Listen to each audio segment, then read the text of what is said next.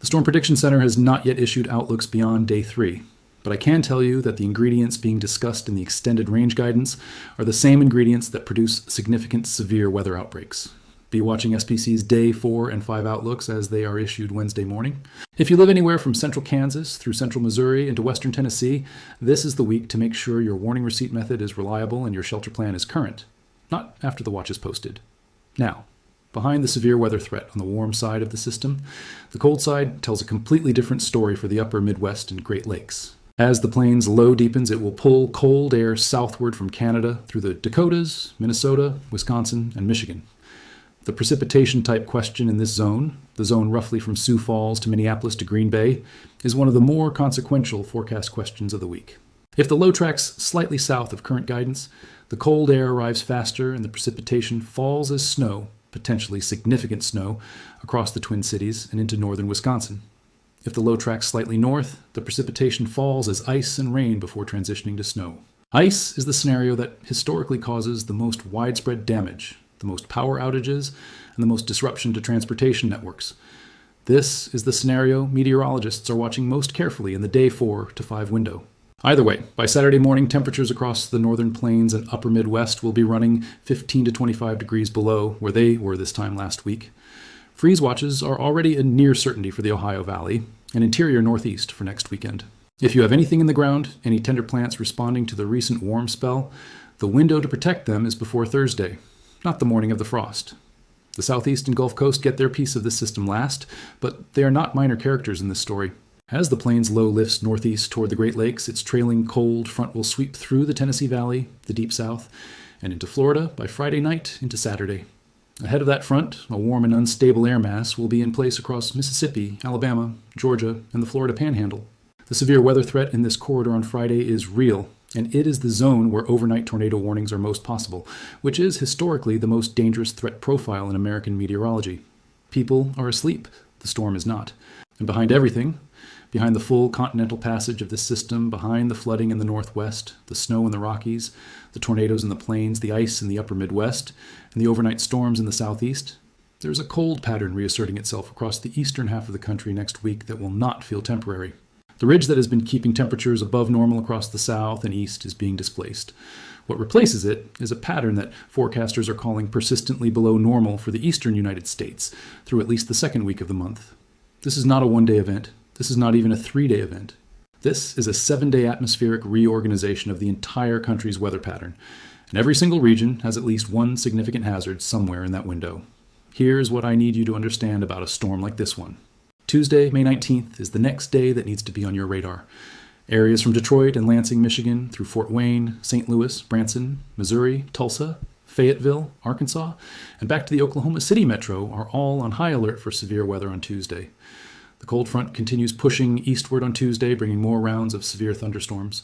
While the instability on Tuesday is not quite as extreme as Monday or Sunday, it only takes around 1,000 joules per kilogram to support severe weather, and we will have that and more across the Tuesday risk area. This risk could expand and upgrade as we get closer to the day, so definitely keep watching for updates. Now, let us talk temperatures, because this system is producing a wild temperature contrast across the country. Ahead of the cold front today, we have summer-like and even record heat building across the middle of the country and into the east. Triple-digit heat and record highs are being observed in Amarillo and across West Texas today. Omaha is in the low 90s. Des Moines hitting the mid-80s. That extreme heat ahead of the front is actually fueling the severe weather threat by loading the atmosphere with instability. By Monday and Tuesday, that record heat shifts eastward with New York City, potentially touching the low 90s on Tuesday.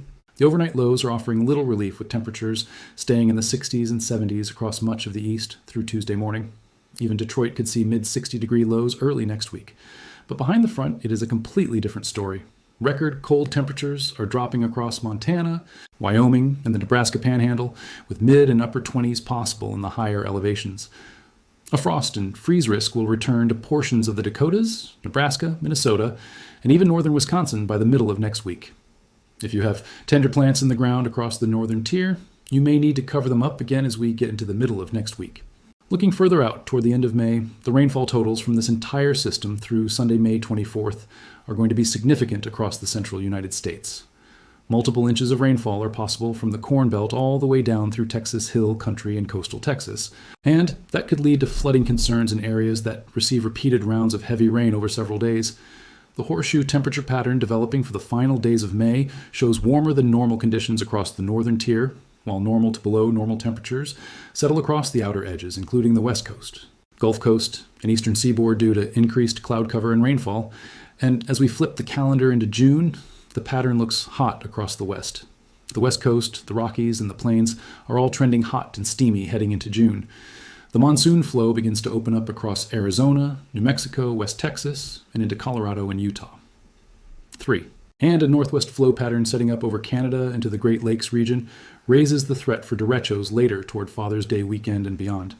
A derecho is a fast-moving line of storms associated with widespread damaging straight-line winds, and in extreme cases, those winds can exceed 100 miles per hour, which can devastate crops across the Midwest. That is a concern worth watching as we head deeper into the summer months. Make sure you have multiple ways to receive severe weather alerts this weekend and into early next week. Stay safe, stay weather aware, and I will have another full update for you very soon. For the Northeast, the developing cyclone itself. When cyclogenesis occurs over the northern plains and upper Midwest in this pattern, the storm system that emerges tracks northeastward, deepening as it goes, and arrives over the Great Lakes and northeast by Thursday night into Friday.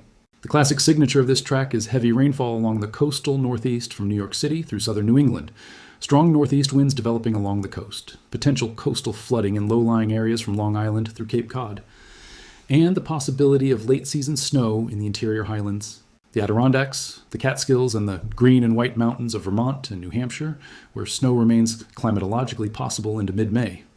Boston, Providence, Hartford, and Albany are all in the zone where this developing storm could deliver a significant late-week rain and wind event.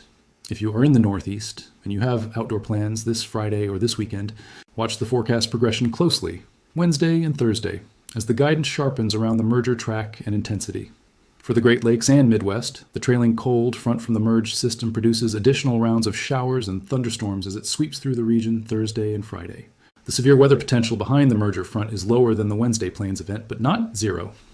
Organized wind and hail-producing storms are possible along the frontal passage from Michigan through Ohio and into Pennsylvania Thursday night. Let me give you the honest big picture. What is happening this week is not an isolated meteorological event. It is the continuation of a large-scale atmospheric pattern that has been running since the first week of March, driven by the same Canadian blocking feature that refuses to dislodge, the same repeated Gulf moisture return, and the same sequence of Pacific energy ejections that have fueled every major outbreak and flooding event of this spring. The closed upper low over eastern Canada that has been the engine of this entire season is still there, still spinning, still ejecting shortwave energy downstream across the central and eastern United States. The machine has not stopped. What makes this week different from prior weeks is the magnitude of the Pacific contribution. The closed low tracking in from the southwest is a more energetic, more persistent upper-level feature than the shortwaves that preceded it. When it merges with the Canadian low's trough energy late in the week, the combined system carries more potential than either of the contributing features alone. The resulting cyclogenesis over the northeast is the most significant large-scale weather development in the past 10 days, and the one that is going to affect the most people in the most diverse ways simultaneously.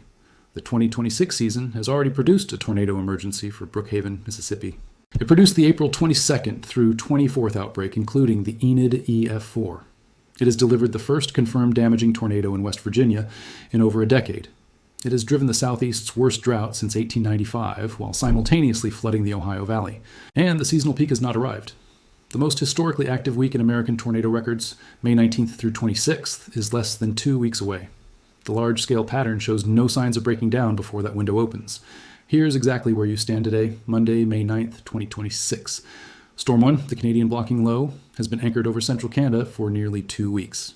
It is driving the cold front that currently extends from the Great Lakes into the Central Plains.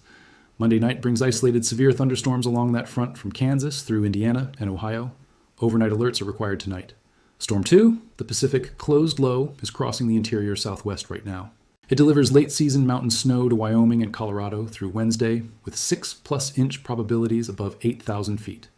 It ejects into the Central Plains Tuesday night and drives a significant severe weather event. Wednesday night from western Oklahoma through central Kansas and southern Nebraska. Large hail, damaging winds, and a tornado threat are all probable in that corridor Wednesday night.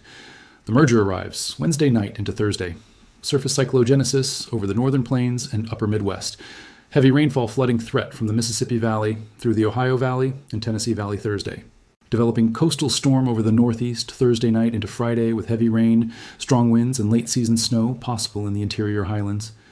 Trailing frontal severe weather threat for Michigan, Ohio, and Pennsylvania Thursday night. And behind all of it, the May 19th through 26th window approaching in a pattern that has shown no interest in quieting down.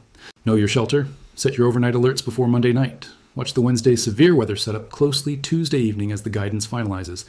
And for communities in the Mississippi Valley and Ohio Valley, have your flash flood awareness active from Wednesday night through Friday. 2 large storms are coming together fast, and the week ahead will make that very clear.